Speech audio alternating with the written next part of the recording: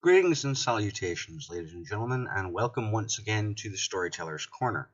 I'm your host, Joshua Calkins-Treworgy, and this episode of the Corner is entitled, He Just Tells Stories.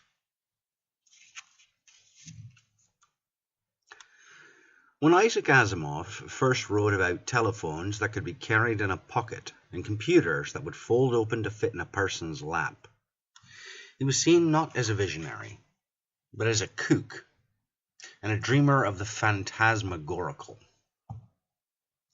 Surely the technological marvels he wrote of to audiences of his living years would never come to pass in their lifetimes, or the lifetimes of their children. Such beautiful and entertaining silliness. Put you to an ear to Asimov's grave and listen for the periodic gales of laughter.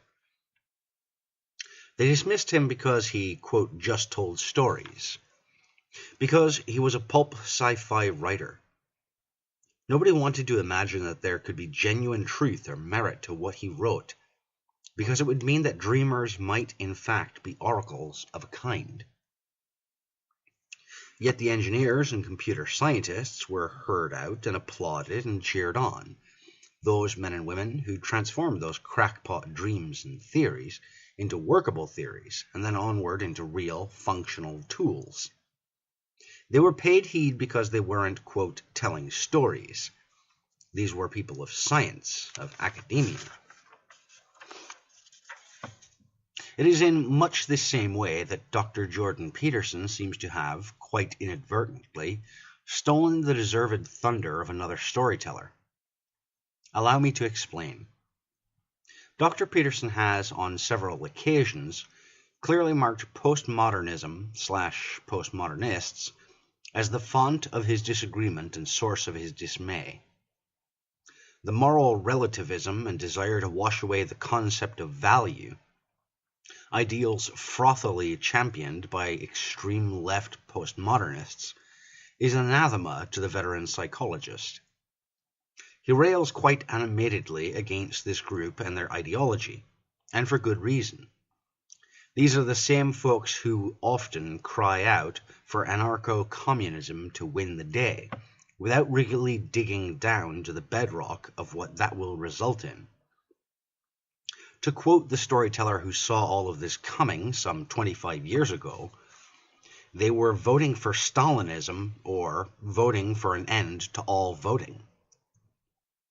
Though delivered cheekily and with good-natured reserve, a few other lines written by the late David Foster Wallace, whose works I've been diving headfirst into for the last 2 months, have struck with quite the same teeth-rattling force as these. Those only tangentially aware of him will likely know his name, primarily in reference to his fiction works, chiefly Infinite Jest, and brief interviews with hideous men, possibly one of the most underappreciated experiments in prose that I've come across to date. Yet it is in neither of these examples of his work that I have come across what I personally find to be his most powerful messaging thus far. No, that rather dubious honor belongs to A Supposedly Fun Thing I'll Never Do Again, a collection of Wallace's non-fiction articles and essays. Non-fiction is not my typical wheelhouse. If you know me, you know this. The last time I had praise to heap upon a non-fiction work, it was for Hunter S. Thompson's Kingdom of Fear. Both storytellers utilize colorful, deeply narrative techniques, reserved usually for fiction storytelling, in the production of their non-fiction pieces, a blending of style and substance which, through literary alchemy, produces gold of the sort that you simply cannot spend. Still valuable, I would argue. But I digress. In a 1993 essay, Wallace hits the nail on the head in terms of highlighting something that we are presently experiencing and seeing in mainstream online culture and conversation. To quote,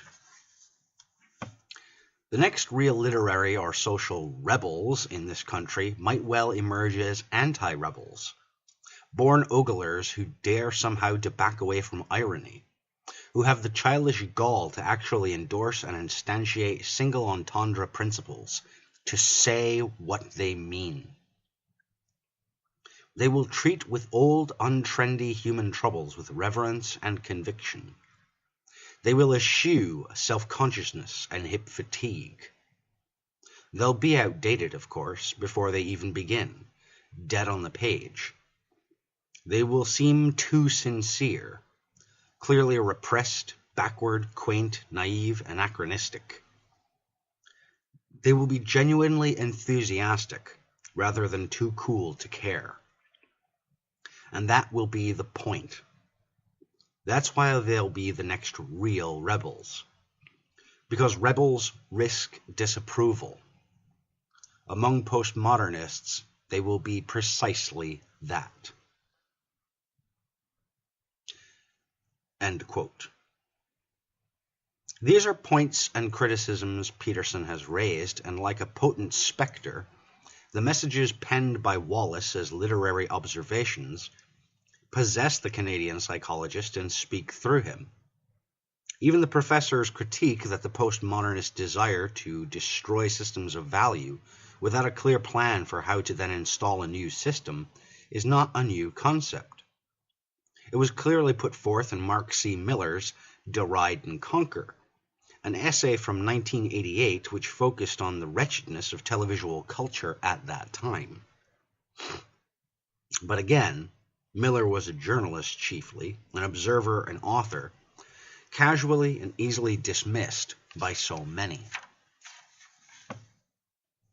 Perhaps I am merely bitter about these overshadowings because I am, like these folks, primarily just a storyteller. I have no degree, I'm an expert authority in pretty much nothing, and am, at the end of the day, a relative nobody, just a teller of tales. Yet I feel I would be remiss if I didn't put forth these observations. After all, nobody else seems to exactly be jumping up to put them forth, not in the broader public anyhow, so why not I do it? You may proceed to eye-roll and tell yourselves you're above this earnest appeal. After all, I just tell stories.